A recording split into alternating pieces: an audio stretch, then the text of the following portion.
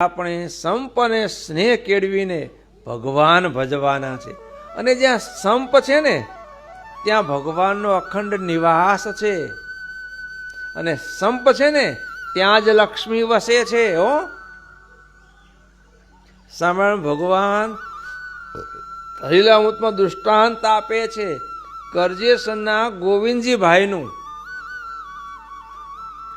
ગુજરાતમાં કલોલ કડી પાસે કરજીસણ ગામ છે.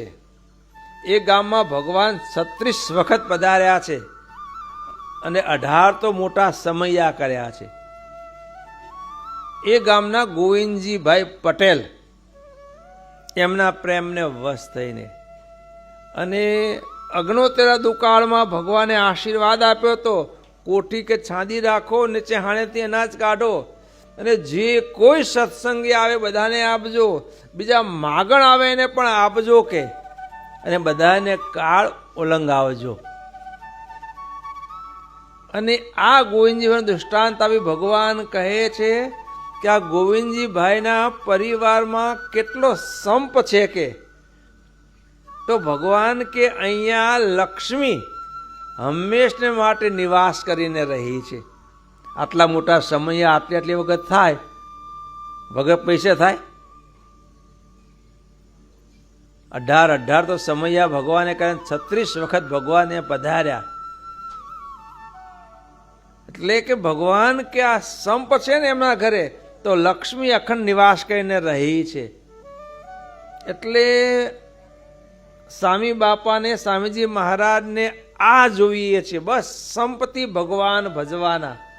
આપણું મનનું માનનું મૂકી દેવાનું. એ સાચું હોય તો મૂકી દેવાનું.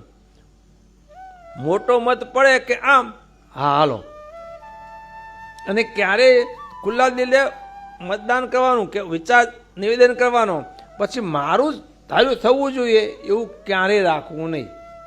વિચાર આપવાનો, જાહેર કરવાનો, મૂકવાનો દરેકને અધિકાર છે, પણ મેં વિચાર મૂક્યો એટલે આમ જ થવું જોઈએ એવો હઠાગ્રહ ક્યારેય રાખવો નહીં.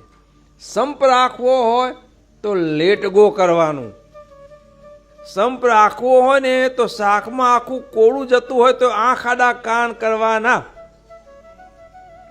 આટલું સહન કરતા શીખવાનું. શું સમજ્યા? શાકમાં આખું કોળું જતું હોય, કોળું કેવડું મોટું હોય, આવડું મોટું કોળું હોય તરત ન દેખાઈ જાય? નાનું બટાકું હળી જાય આખું એ બને, પણ શાકમાં આખું કોળું જતું હોય તો પણ જવા દેવાનું. આંખ આડા કાન કરવાના. દેખવા છતાં નથી દેખતા એમ તને રહેવાનું. જાણતા થકા નથી જાણતા એવી રીતે રહેવાનું. હંપ રાખવો હોય તો.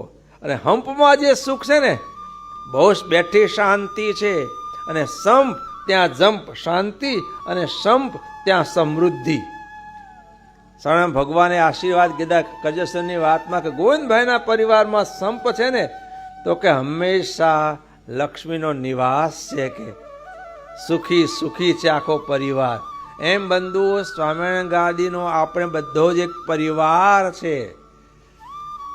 માટે આપણે દરેકે અમારે તમારે સહન કરીને પણ સંપ રાખવા ઉપર ધ્યેય રાખવાનો. માટે એક જીવનમાં સુખિયા થવા માટે, સત્સંગ પરાયણ જીવન વ્યતીત કરવા માટે એક હંમેશા સંપ રાખવાનો. વિચાર કરવાનો, ઘરમાં 5 સભ્યો હોય છીએ, આ હાથના 5 આંગળા હરખા છે? એક હાથના જ 5 આંગળા સરખા નથી.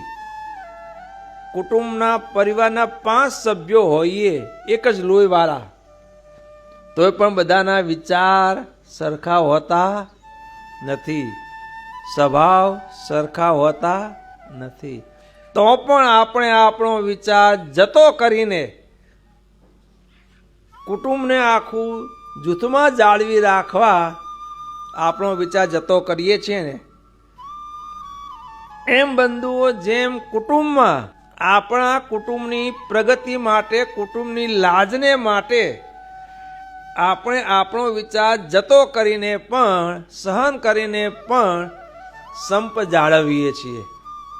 ભાતૃભાવ રાખીએ છીએ. એમ બંધુઓ, આ સત્સંગ પણ આપણું કુટુંબ છે.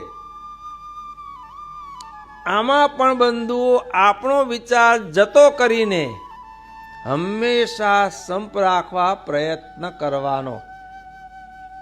એ જતું ને હું જતું કરું, હા ભાઈ, જતું કરે ને એના ઉપર જ મોટાનો રાજીપો છે.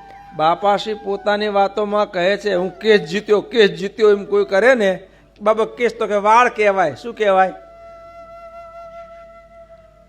બાપાશ્રી વાતોમાં કહે છે કેસ તો વાળ કહેવાય કે.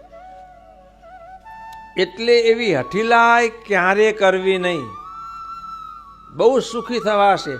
આ કેળવવા માટે, સંપ કેળવવા માટે, યુનિટી કેળવવા માટે અને સંઘે શક્તિ કલૌયુગે, કળયુગમાં સંઘબળ કામ કરે છે.